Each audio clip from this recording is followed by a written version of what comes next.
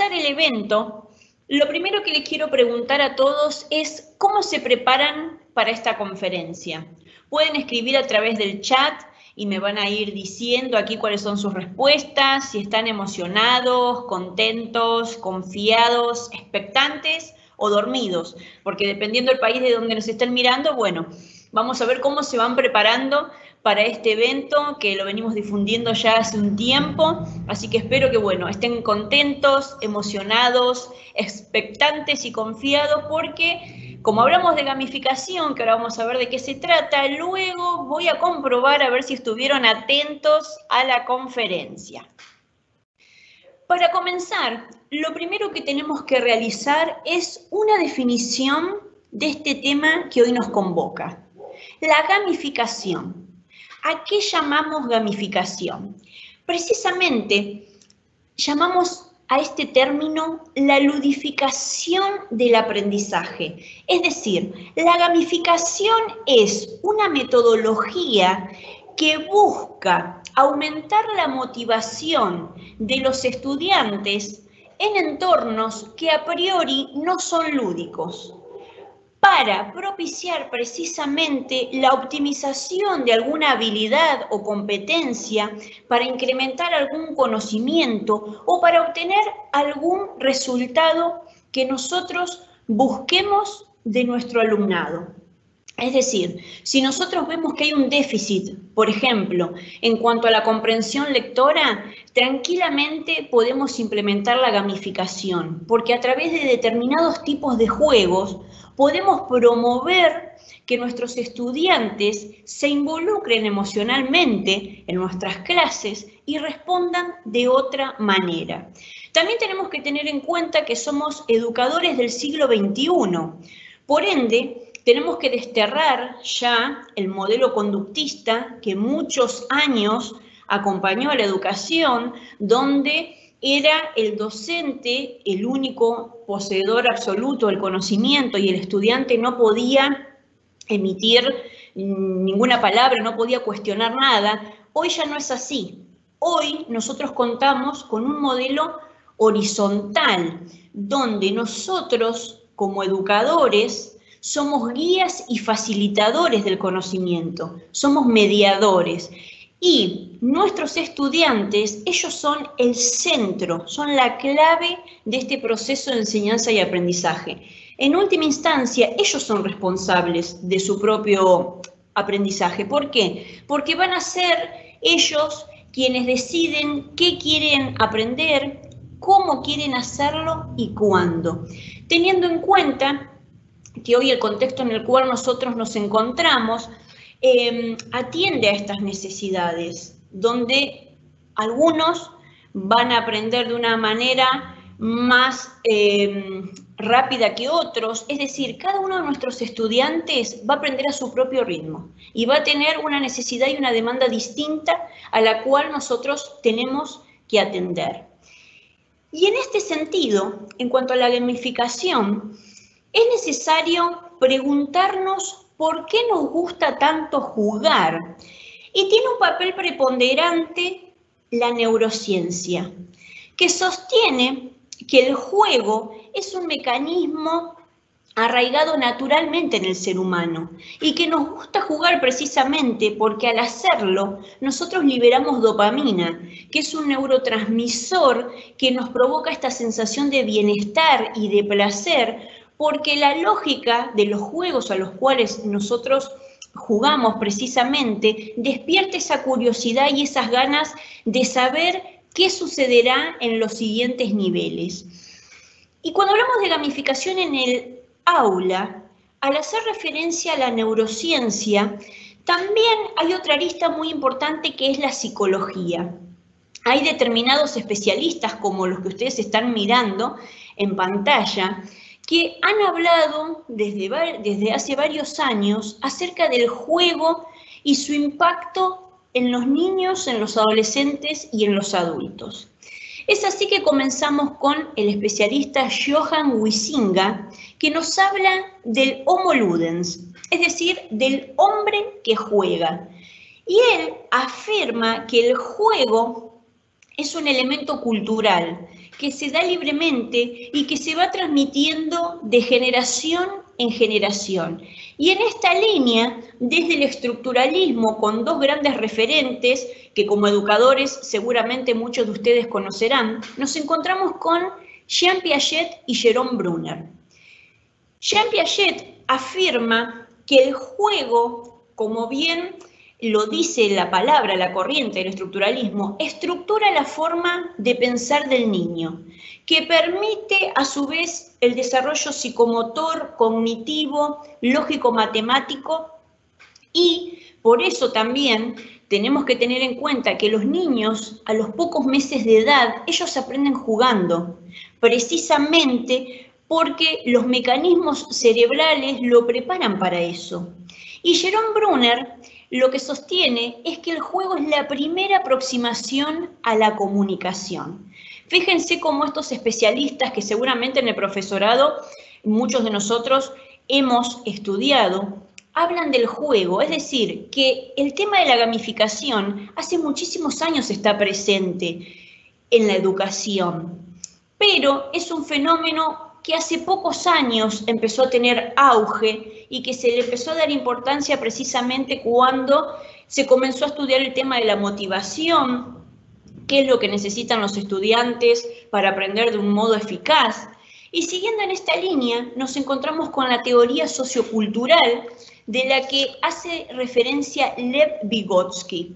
Lev Vygotsky afirma que el juego satisface diferentes necesidades en los niños y que desarrolla la capacidad de espera.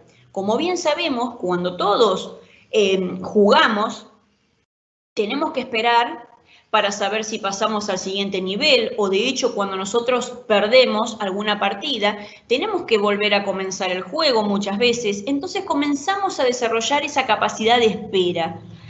Y también él hace referencia a dos puntos que son primordiales, porque afirma que el juego está compuesto por dos elementos, la narrativa y las reglas. La narrativa es la historia base que se cuenta en el juego, ese relato que el jugador va a ir descubriendo a medida que transita todo este proceso de la gamificación. Pero para poder transitarlo, tiene que respetar ciertas normas, que son las reglas. Todos los juegos tienen reglas que tienen que ser respetadas. Y lo que sostiene Lev Vygotsky precisamente es que la narrativa y las reglas constituyen un sistema de habilidades sociales. Porque esto mismo que los niños y los jóvenes viven dentro de un entorno seguro, es decir, si juegan en el aula, luego lo van a tener que aplicar a su vida adulta. Es decir, el juego es una réplica en nuestra niñez y en nuestra adolescencia de lo que será nuestra vida adulta. Es por eso que Carl Gross habla del juego como un preejercicio, porque sostiene que este es una anticipación funcional a la vida adulta, que el juego es el elemento constitutivo del ser humano que le va a permitir evolucionar y llegar a la madurez.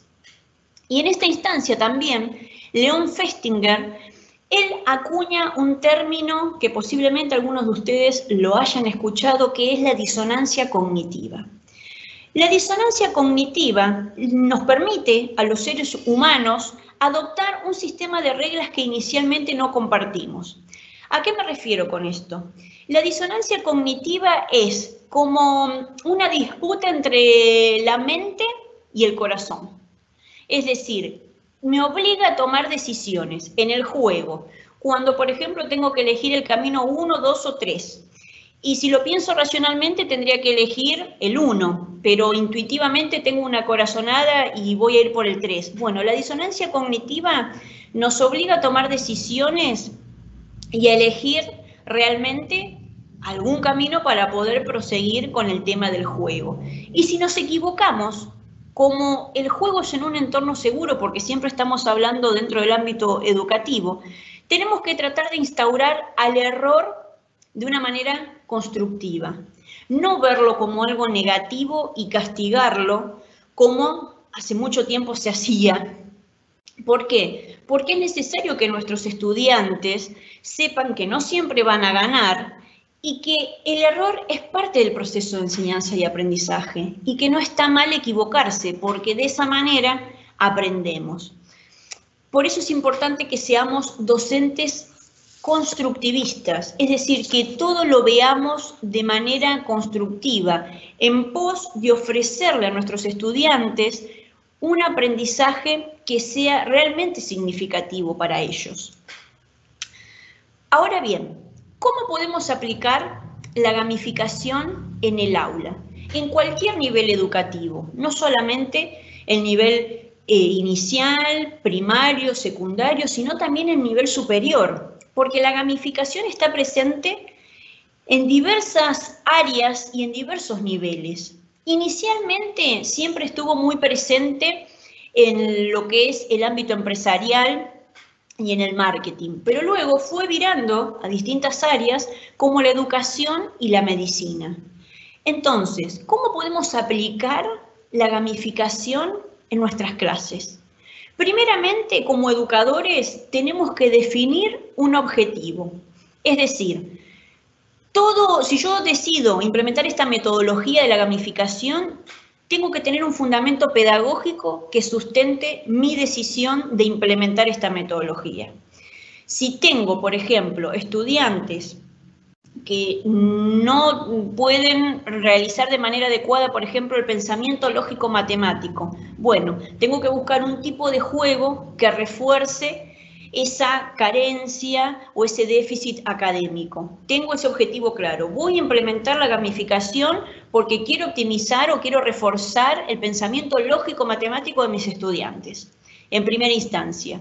En segundo lugar, tengo que hacer un relevamiento, que lo hice ya en primer lugar, por eso definí ese objetivo, de cuáles son los inclusores relevantes o los conocimientos previos y cuál es el nivel de determinadas aptitudes que tiene el alumnado, porque todo eso voy a transformarlo como un verdadero educador, innovador, en juego.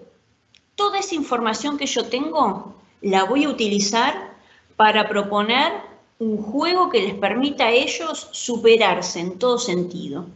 Es por eso que en tercer lugar voy a proponer un desafío, un reto específico. Vamos a realizar determinado juego para lograr esto. Siempre tiene que quedar claro cuál es nuestra postura frente a la metodología que utilizamos, que los estudiantes sepan por qué decidimos implementar eso, que también sepan cuáles son los déficits a nivel individual y también a nivel colectivo, porque la gamificación la podemos trabajar individualmente, en duplas, en equipos. Eso va a depender precisamente de los resultados que yo quiero obtener en mis clases.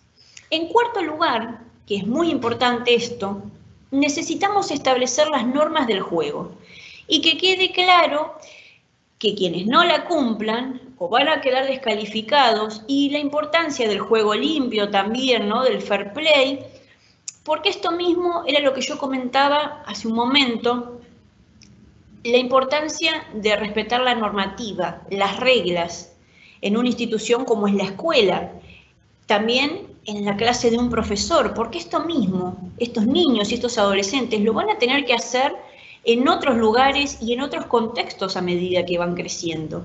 Y hay estudios que demuestran, por ejemplo, que determinados jóvenes que tenían problemas de conducta, a través de la gamificación lo pudieron revertir. Es decir, esas normas que no podían respetar en sus hogares, por ejemplo, o con determinados docentes, cuando un educador comenzó a implementar determinado tipo de juegos, estos estudiantes lograron respetar las normas propuestas por el docente, porque la motivación lo es todo. Como educadores, nosotros sabemos que si no hay motivación, los estudiantes no van a participar, no se van a involucrar emocionalmente, porque no les interesa la clase, porque se aburren, por un montón de variables. Ahora, si yo con ese relevamiento inicial que hice sé qué es lo que les gusta, si les gusta la música, si les gustan los juegos, a qué tipo de juegos ellos están acostumbrados a jugar, si juegan solos, si juegan en equipo. Bueno, toda esa información es de vital importancia para nosotros como educadores. Sí, muchas veces, bueno, es desgastante porque hay docentes que tienen grupos muy amplios, con muchos estudiantes, hay otros que no, pero bueno, es nuestra labor también encargarnos de esto, porque en última instancia es fundamental que nosotros tengamos claro que nuestra meta tiene que ser generar un aprendizaje significativo en ellos, que sea importante lo que ellos aprenden y que no sea solo un aprendizaje de nuestra asignatura puntualmente, sino que sea un aprendizaje que les sirva para la vida, porque de hecho, como vimos, estos distintos especialistas hablan que el juego prepara al niño para lo que va a ser su vida adulta, es el elemento constitutivo de todo ser humano que en un entorno seguro los prepara para lo que va a venir después. Entonces está en nuestras manos generar eso de manera eficaz. Una vez que establecemos las normas del juego, creamos un sistema de recompensas, que en inglés el término es badges. Es decir, ¿cómo vamos a recompensar a aquel o aquellos estudiantes que logran todas las metas, que han cumplido con las normas del juego, que han podido superarse? Eso es una decisión personal del educador, es decir, lo recompenso aumentándole la calificación, felicitándolo, hablando con él. Bueno, hay muchísimas formas de crear recompensas. Eso también se basa en general en cómo son los estudiantes, qué es lo que necesitan también. Hay muchos de nuestros estudiantes que realmente necesitan como un refuerzo de su autoestima, o hay asignaturas que les gustan más que otras, entonces si hay una asignatura en la que ellos no son buenos y de pronto comienzan a motivarse, y para ellos es un plus que el profesor los felicite o le diga, bueno, ¿cómo avanzaste? Qué bueno, ¿qué pasó? ¿Te gustó el juego? Porque eso también, cuando nosotros notamos determinados cambios de comportamiento en el alumnado, es porque algo sucedió, ya sea para bien o para mal. Por eso es fundamental que como educadores siempre estemos autoevaluando nuestra praxis cotidiana para ver qué es lo que está funcionando. La metodología que estoy implementando, ¿me está dando resultado? ¿Cuántos estudiantes tengo en mi aula virtual o en mi clase presencial? Tengo 30, 25 no me responden. ¿Qué está pasando acá? Entonces hay algo que yo estoy haciendo que no los está motivando, que no está funcionando. Entonces, ir viendo cuáles son las metodologías más adecuadas para los distintos grupos de estudiantes que nosotros tenemos. Una vez que creamos el sistema de recompensas, proponemos una competición motivante. Si hay algo que les encanta a los jóvenes es competir todo el tiempo y no les gusta perder. Pero bueno, por eso también es importante, y algo que favorece la gamificación, es a trabajar la resiliencia, porque no siempre podemos ganar. A los jóvenes a veces les cuesta aceptar que otros, bueno, son un poco mejores en determinados juegos. Entonces, trabajar esa frustración, trabajar el enojo, trabajar emociones que en general no suelen ser trabajadas. ¿Cuántos años, cuántas veces, y aquí les pregunto y pueden, por favor, contestar en el chat, han sentido o sienten que lo emocional se dejó a un lado? O asimismo, como educadores, ¿cuántas veces le damos importancia a lo que sienten nuestros estudiantes? ¿Cuántas veces les hemos preguntado si les pasa algo o no? Y no me refiero solamente a este contexto de pandemia, en general, a lo largo de nuestra trayectoria, de nuestra carrera como educadores. Y sin embargo, las emociones son fundamentales porque nos transmiten información acerca del estado de nuestros estudiantes, si se aburren en una asignatura, si les gusta, si no les gusta. Y de hecho, hay materias que pueden no gustarle, pero si yo implemento una metodología que los motive, el estudiante va a empezar a responder. Y aquí también lo importante es comenzar a establecer niveles de dificultad creciente. Como educadores, bien sabemos, y lo mismo sucede en el juego, que cuando empezamos con un tema nuevo, tengo que retomar qué es lo que nuestros estudiantes saben. Entonces vamos de lo micro a lo macro, de lo más simple a lo más complejo. haciendo un relevamiento del juego que voy a implementar o qué es lo que puedo pensar para optimizar determinada aptitud en el alumnado, tengo que ir despacio para ir viendo también cómo el alumnado va respondiendo precisamente a lo que yo estoy planteando y ver si voy por la buena senda o si es necesario que revea mi planificación docente y utilice otro tipo de juego o bien otra metodología. Muy bien. Quisiera saber si hay algún comentario, José o Nancy, con respecto a la pregunta que realicé, si me pueden decir, por favor. Sí, Cecilia. Bueno, tenemos algunas respuestas justamente mencionando que hay muchísima expectativa, ¿no? Expectativa sobre el tema. Hay muchísima motivación y curiosidad también. Inclusive nos ha llegado una pregunta de cómo se pueden aplicar los juegos en teletrabajo. Pero como el enfoque es educativo, posiblemente esto podría ser respondido al final de la conferencia. Sí, muchísimas gracias y lo vamos a ver también ahora un poquito más adelante. Vamos a ver eso, voy a darles algunas pautas, así que quédense tranquilos. Igual al final de la conferencia también si hay alguna inquietud van a poder seguir preguntando sin ningún problema. Muy bien, y ahora, antes de proseguir, les hago otra pregunta.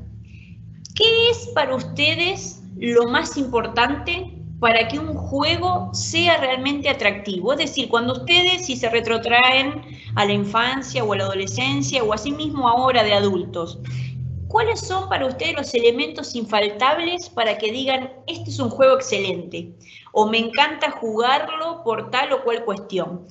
Pueden pensar los videojuegos que jugaban hace algunos años atrás o los que juegan en la actualidad. Me gustaría saber entonces para ustedes cuáles son esos elementos infaltables que hacen que un juego sea inolvidable. Y si hay algunas respuestas, bueno, agradecería que José o Nancy me puedan decir, por favor, qué es lo que van escribiendo. Aquí hay algo interesante. Una docente señala que la parte emocional muchas veces se ha dejado a un lado y que se considera pocas veces. Y hay otra expresión acá, que el tipo de materia y las bases de los estudiantes limitan mucho el tiempo para el contacto más personal con los estudiantes. Muy bien, muchas gracias Nancy. Bien, con respecto al primer comentario, sí, yo estoy de acuerdo y era un poquito lo que afirmaba, por eso también les realicé esa pregunta.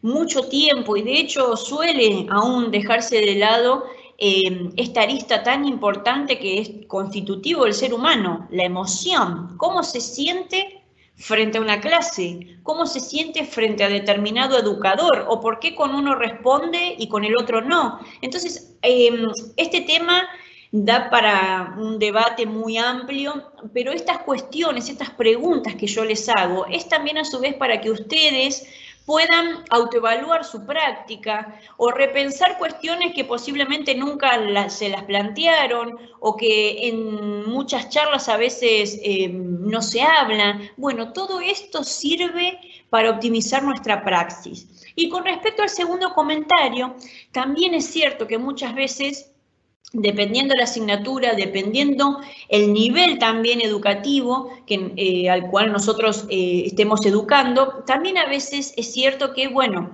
es complejo por ahí hacer alguna cuestión personalizada y dependiendo también la cantidad de estudiantes. Solo que en este momento tan complejo de la educación es cuando más deberíamos reforzarlo.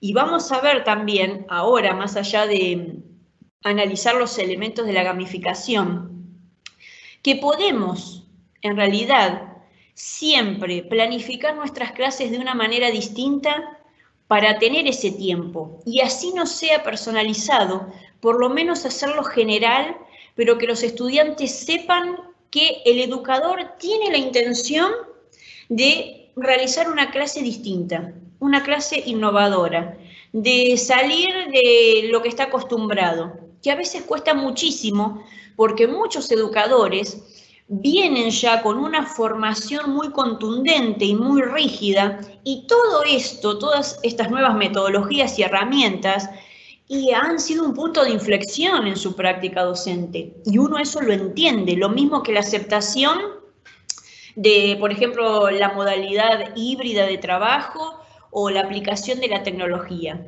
Pero estamos en pleno siglo XXI, inmersos dentro de esta modernidad líquida, ¿no?, de la que hacía referencia Zygmunt Bauman, que es esta sociedad donde lo único permanente es el cambio y tenemos que adaptarnos. Todo es líquido, nada se mantiene, todo está en constante movimiento todo el tiempo. Y la educación avanza a pasos agigantados, como avanzan las tecnologías, como avanzan los paradigmas educativos. Entonces, no podemos enseñar hoy la misma asignatura como la enseñábamos hace 2, 5 o 10 años atrás. Hay cuestiones que de a poquito tenemos que tratar de ir modificándolas. Y para eso es tal la capacitación docente. Por eso yo celebro y siempre agradezco este tipo de espacios como los que genera la UDLA, no solamente para sus docentes y sus estudiantes, sino también abierto a los distintos colegas de los distintos países de Latinoamérica y el mundo, porque esto promueve la democratización del conocimiento, que hoy ustedes puedan llevarse muchas herramientas y se queden pensando y podamos seguir en contacto también. Y decir, bueno, yo no conocía la gamificación, voy a implementarla. O no, sí, yo conocía la gamificación, pero hoy aprendí acerca de algunas herramientas que no tenía noción. Entonces, todos estos espacios siempre son muy beneficiosos y muy productivos para que podamos implementarlos. Y siempre aprendemos algo nuevo. Todos aprendemos de cada una de las personas, de los colegas con los que interactuamos todo el tiempo. Muy bien. Nancy, ¿hay algún otro mensaje? Sí, hay una pregunta muy interesante, pero igualmente hay algunos comentarios acerca de la importancia de la gamificación en el despertar de las emociones, que sean de reto, que no sean predecibles, que algunos los aplican muchos en sus aulas. Pero aquí hay una pregunta, Cecilia. Dice, muchas veces existen alumnos a los que no les atrae la tecnología. La utilizan, pero para distraerse, no necesariamente juegan para aprender o con juegos de video. Por ejemplo, hay alumnos que hacen deporte y les gusta la naturaleza. ¿Ha tenido usted experiencia con este tipo de alumnos? ¿Cómo han reaccionado a las actividades escolares de gamificación? Esa es la pregunta para ti. Muy bien, muchas gracias por la pregunta. En realidad yo siempre he tenido la dicha de tener grupos que demandaban este tipo de metodologías. Nunca me encontré, digamos, con estudiantes reacios, pero hay algo que quiero aclarar y que esta pregunta es genial para eso, que lo iba a aclarar más adelante, pero bueno, me vino como el puntapié inicial. Cuando hablamos de gamificación, podemos implementar la gamificación con o sin tecnología. Si a este estudiante, por ejemplo, le gusta la naturaleza, y tendré que ver de qué manera, con los recursos con los que cuento en mi institución, puedo hacer que él se interese. Y de hecho hay juegos que uno puede hacer con los recursos que tiene, si tenemos cartón, si tenemos cartulina, si tenemos plastilina. Ahora, bueno, estamos en una situación de confinamiento y depende del país, ¿no? Porque hay países que han vuelto o van a volver a la presencialidad y esto se puede hacer, y hay países que no, como en Argentina, que estamos en la virtualidad todavía. Pero todo esto depende de la creatividad del educador. Es decir, nosotros podemos jugar con los elementos básicos que contemos dentro del aula. No es una condición la tecnología para implementar la gamificación. Entonces, si yo hago un relevamiento y tengo algunos estudiantes que digo, bueno, no, con la tecnología no, busco qué le interesa, qué temática les interesa, qué le gusta leer, y me fijo la manera de crear algún juego que sea interactivo, que contemple también al resto de los compañeros o algún grupo de compañeros, y por qué no, a veces pienso, ¿por qué no crear un juego con ellos también? Que no sea solo el educador el que lo piense, sino que involucre a sus estudiantes. Bueno, vamos a ver determinado tema. Quisiera hacer un juego sobre esto. ¿Cómo les parece que lo podríamos plantear?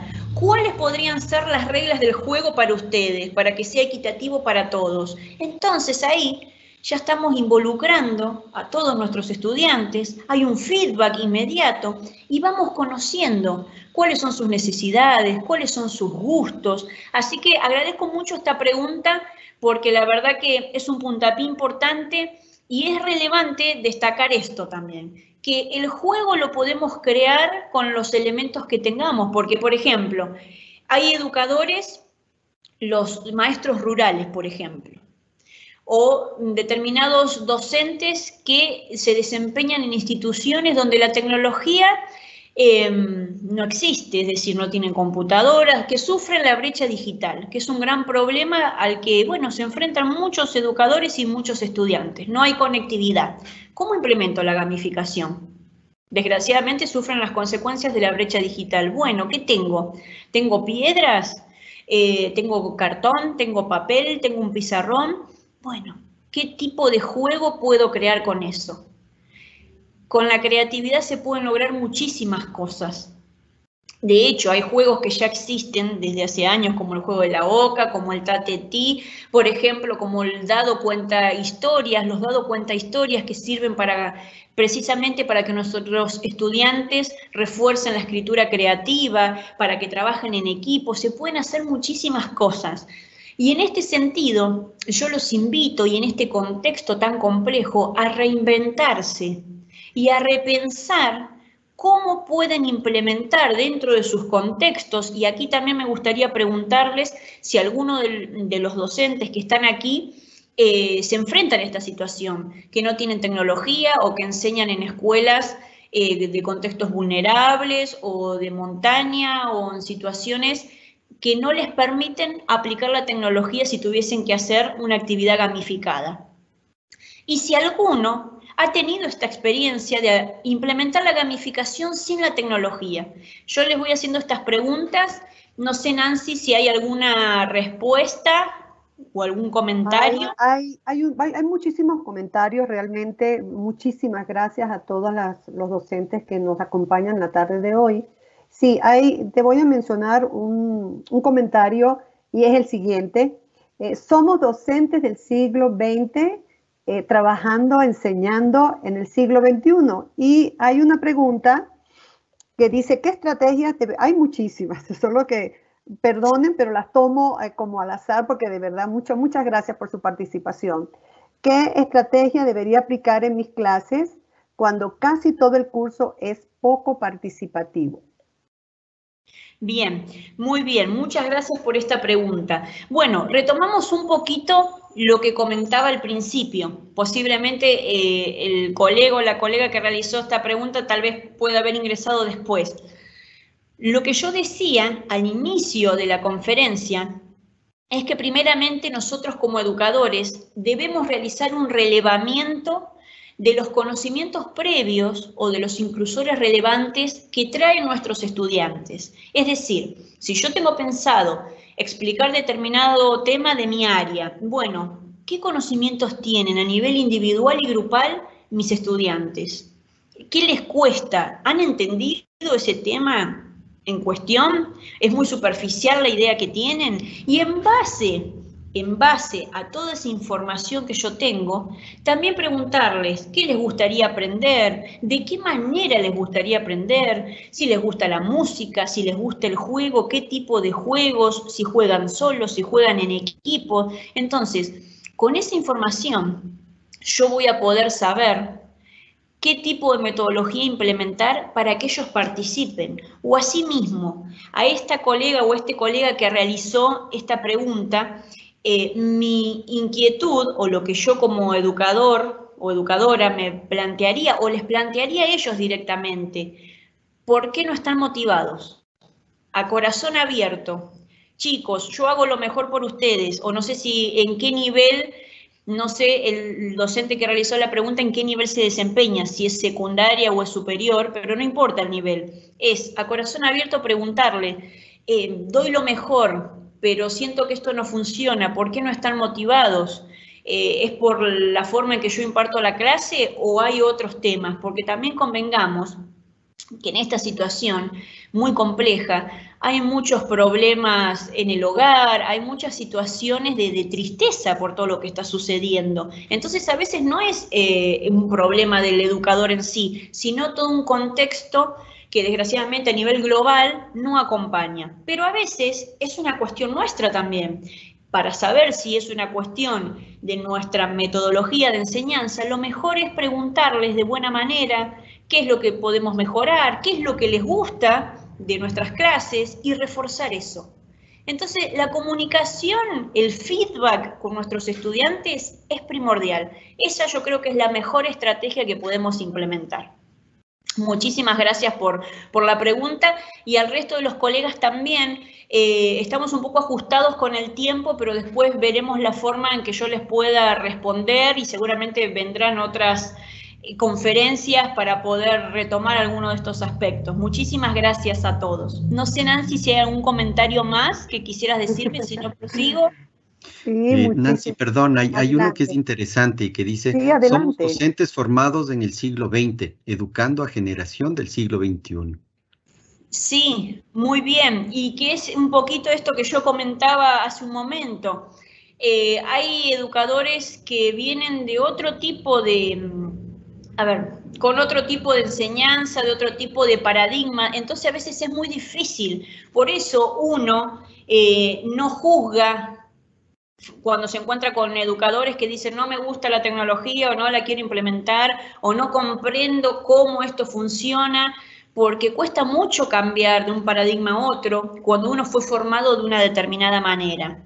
Frente a esto, lo más importante es tratar de adaptarse de la mejor manera posible, aunque no nos guste muchas veces, porque esto es lo que hay. Estamos en el siglo XXI, ya pasó el siglo XX, aunque cueste, aunque no nos guste, tenemos que capacitarnos y formarnos en estas nuevas metodologías disruptivas, porque en realidad es una forma no solamente de progresar nosotros como profesionales y como personas, sino también pensando en que las generaciones a las cuales nosotros educamos demandan otra cosa.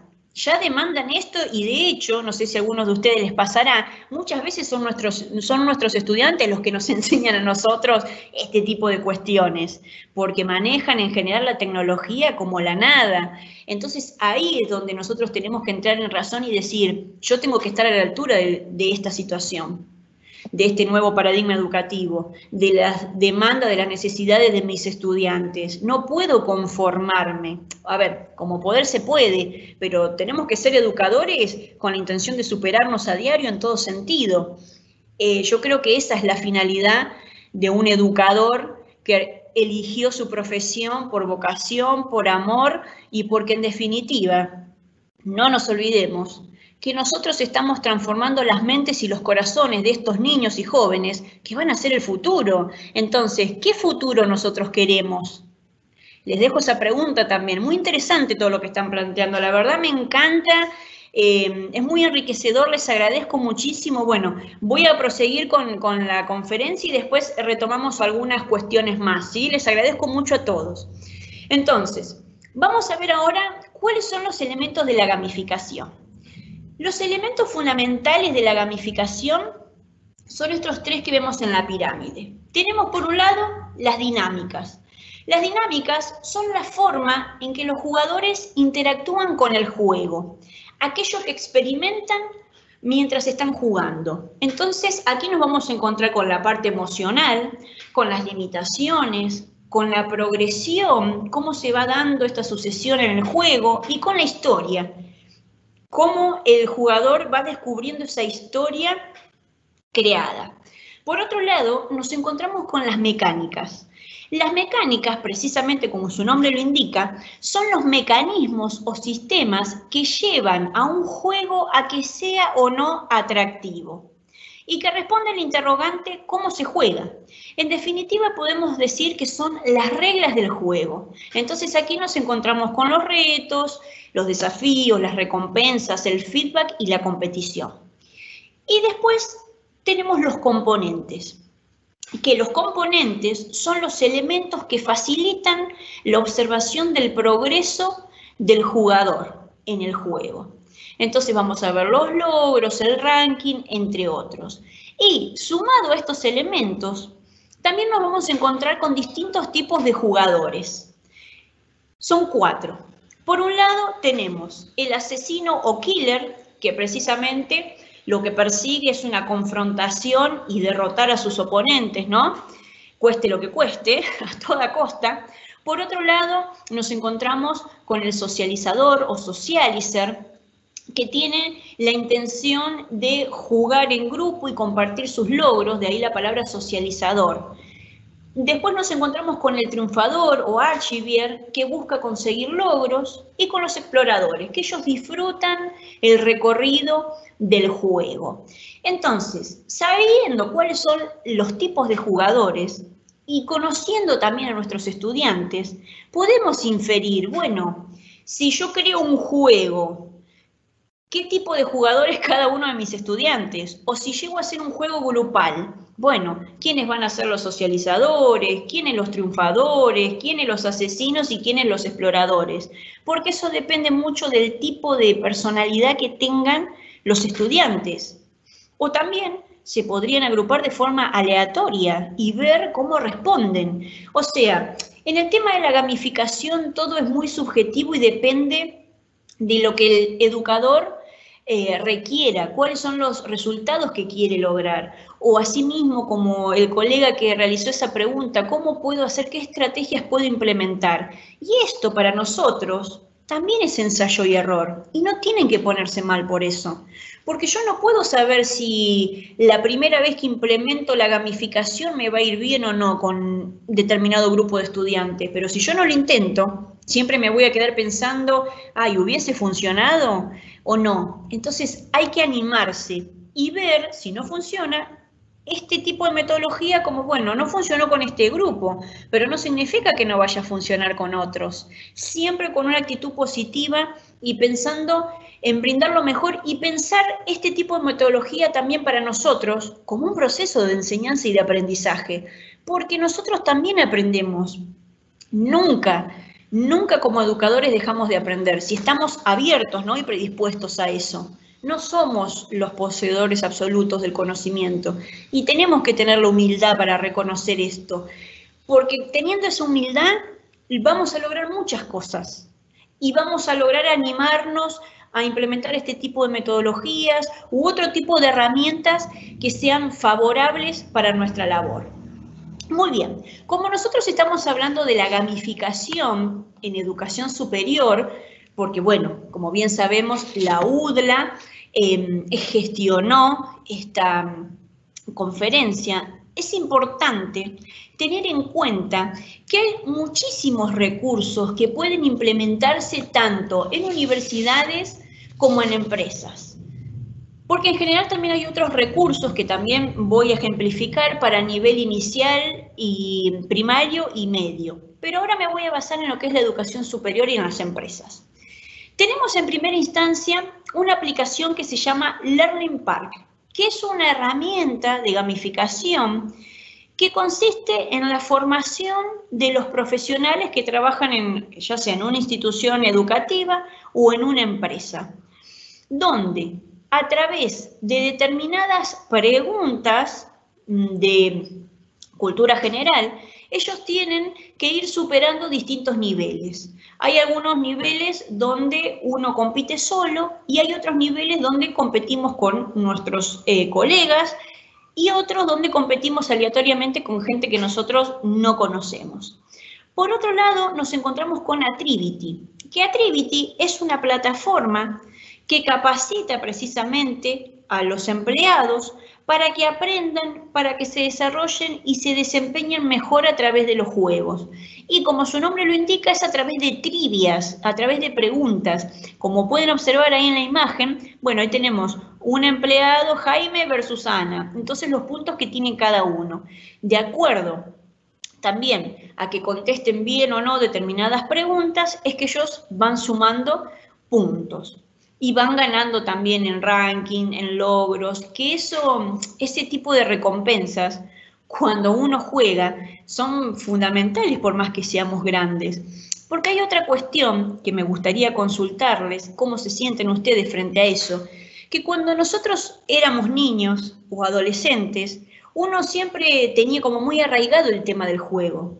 Pero ¿no les pasa que a veces que cuando vamos creciendo, cuando ya somos adultos, muchas veces perdemos esa capacidad de asombro que tienen los niños, donde todo es magnífico, donde todo los asombra, donde el juego es maravilloso para ellos? Y muchas veces me pregunto por qué sucede que cuando llegamos a la edad adulta, o de hecho muchas personas creen que en educación superior, que en posgrado, no se puede utilizar la gamificación. Y eso es mentira. La gamificación se utiliza hasta en medicina, con eso les digo todo, porque en medicina hay un tipo de juegos que se llaman los health games, que son los juegos de la salud, que le permiten a los médicos, por ejemplo, a los cirujanos, operar mejor. Y está comprobado científicamente que ellos, teniendo una cierta constancia, 40 minutos antes o 1 hora antes de la operación, se concentran más.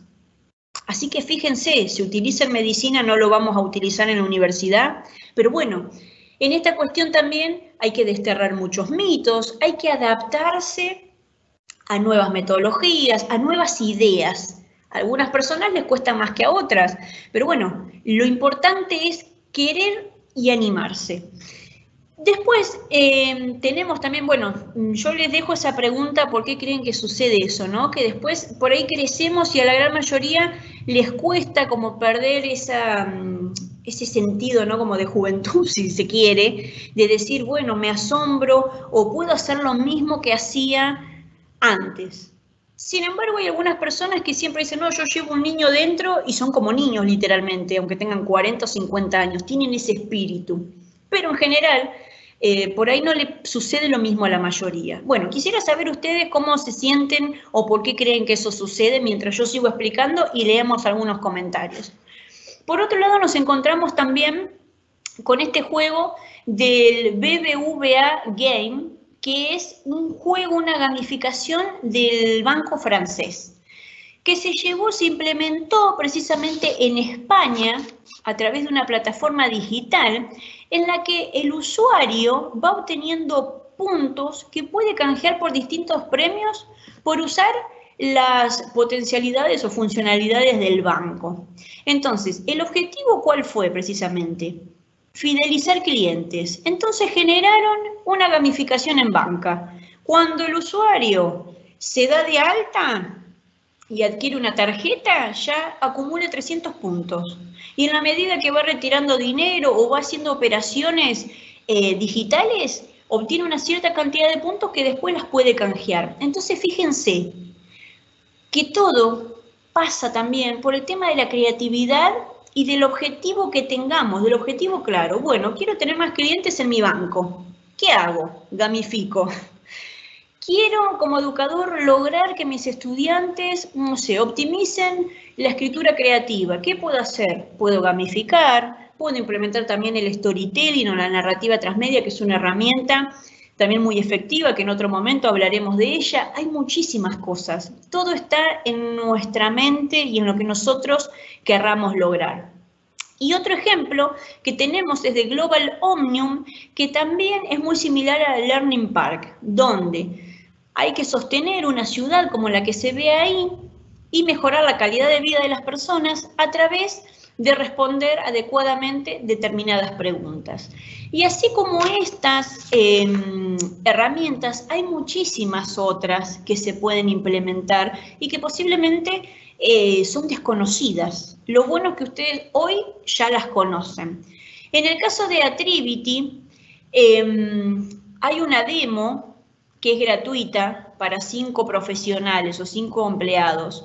El resto de las aplicaciones tiene un costo porque son aplicaciones ya para instituciones. Entonces, si uno está interesado en aplicarlo en su institución o en su empresa, tiene que entrar a la página web de cada una de las aplicaciones y pedir o bien una demostración o bien un presupuesto para la cantidad de empleados y también las demandas y las necesidades que cada uno tenga, que eso también es muy propio de cada institución.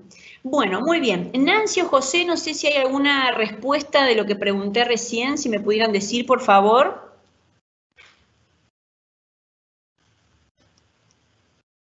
Pues no veo acá. Bueno. Hacen varios comentarios, pero no. Bueno. Una pregunta, Cecilia. Mencionaba Elizabeth Arias. Si son gratuitas estas aplicaciones. No, recién acabo de decir que Attribity tiene una demostración para 5 profesionales, pero después ya todos los planes son de pago porque son tienen planes corporativos, si se quiere, y la del banco también. Con Attribity sí pueden probarla, la demostración, pero después las demás no, porque estamos hablando ya de instituciones y de organizaciones. Bueno, muy bien. Entonces vamos a proseguir ya casi finalizando la conferencia. Entonces podemos decir que los beneficios de la gamificación son los siguientes, a grosso modo, porque tiene muchísimos beneficios. El primero de ellos es que brinda una experiencia de aprendizaje lúdica y atractiva. Y a su vez estimula la apropiación del conocimiento, porque hay algo que es primordial si implementamos esta herramienta, y es que nuestros estudiantes van realizando, por ejemplo, un aprendizaje por descubrimiento, donde ellos son los protagonistas, entonces se van apropiando de otra manera del saber y se constituye en algo significativo para ellos. También se fomenta el pensamiento crítico, la creatividad y la curiosidad, y se incrementa la proactividad y la resiliencia. Y sumado a esto podría decir que lo fundamental que promueve la gamificación es la motivación en nuestros estudiantes. Si nosotros seguimos paso a paso, como les indiqué al comienzo de la conferencia, cada uno de los lineamientos, del relevamiento que tenemos que hacer de nuestros grupos de estudiantes, sabiendo cuáles son sus intereses, sus necesidades, conociéndolos, voy a saber qué tipo de juego, qué tipo de metodología puedo implementar. Muy bien. ¿Y por qué gamificar en el aula? Principalmente porque promueve el desarrollo en 3 áreas sumamente relevantes en todo ser humano. Promueve el desarrollo emocional, el desarrollo cognitivo y el desarrollo social. En cuanto al desarrollo emocional, nosotros generamos la confianza y el espíritu de superación en ellos. Se consigue una mayor capacidad de trabajo y esfuerzo, y ellos aprenden a tener una automotivación extrema. Porque si bien inicialmente ellos reciben de nosotros una motivación extrínseca, es decir, del exterior, ¿quién me motiva? Bueno, me motiva mi profesor, mi profesora, pero no siempre podemos estar motivándolos. Entonces ellos tienen que aprender a tener una motivación intrínseca, es decir, que provenga de su interior, una automotivación extrema, en esos momentos donde no pueden recibir el feedback nuestro. También les enseñamos a aceptar desafíos y asumir riesgos. Y esto es primordial para el desarrollo cognitivo y emocional de nuestros estudiantes. En cuanto al desarrollo cognitivo, les enseñamos a fijarse objetivos. No somos solo nosotros como educadores quienes nos lo fijamos. También les enseñamos a ellos que tienen que fijarse objetivos. Ellos también aplican los conocimientos que van aprendiendo, no solamente los conocimientos previos, sino también aquellos que diariamente van incorporando. Y aprenden precisamente a comprender procesos. ¿Cuál es la lógica de este juego que ideó mi profesor? O de este juego que ya está creado hace años, pero nosotros le modificamos algunas cuestiones. Entonces aprenden a comprender procesos de otra manera, establecen relaciones y también experimentan y evalúan cómo ha sido su proceso y consolidan los conocimientos. Y en cuanto al desarrollo social, podemos decir que se promueve la aceptación de normas, de reglas, hay un feedback inmediato, hay una interacción y se refuerzan los lazos entre los pares, que es tan importante, y así también con nosotros como educadores. Y en este momento, que es tan complejo para nosotros como educadores, yo siempre digo que la virtualidad puede tender un puente o un muro con nuestros estudiantes. Entonces yo los dejo para que piensen, o si se animan a responder, ¿qué estamos tendiendo nosotros como educadores a través de nuestras clases? ¿Un puente o un muro en ellos, con ellos? Es decir, ¿cómo comenzamos nuestras clases virtuales? ¿Con una sonrisa? ¿Les preguntamos cómo están? ¿O empezamos las clases con mala cara? Todo eso transmite. Entonces nosotros tenemos que tratar de edificar el conocimiento, de transmitir una buena sensación en ellos, porque muchos de nuestros estudiantes la están pasando peor que nosotros. Entonces, nosotros como educadores somos la luz en la vida de muchos de ellos. Somos el camino, somos el ejemplo. Y eso lo tenemos que tener muy impregnado siempre en nuestra mente. Esa idea tiene que estar fija. Nosotros somos el ejemplo en todo sentido para ellos. Y muchas veces sucede, porque de hecho me ha pasado y me sucede todavía, que después de muchos años encontramos a nuestros estudiantes o nos mandan un mail o un mensaje diciéndonos gracias, profe, gracias a usted yo no me rendí, o gracias a usted hoy soy profesor, médico, enfermero o lo que fuera. Y ese es un motivo de mucha emoción, de mucho orgullo. Entonces, transmitamos lo mejor, tendamos puentes, no muros. Y esta frase de Donald Wood Winnicott, de este escritor, la seleccioné porque me parece que realmente sintetiza mucho la idea que intenté transmitir a lo largo de la conferencia. Y dice así: es en el juego y solo en el juego que el niño o el adulto, como individuos, son capaces de ser creativos y de usar el total de su personalidad. Y solo al ser creativo, el individuo se descubre a sí mismo.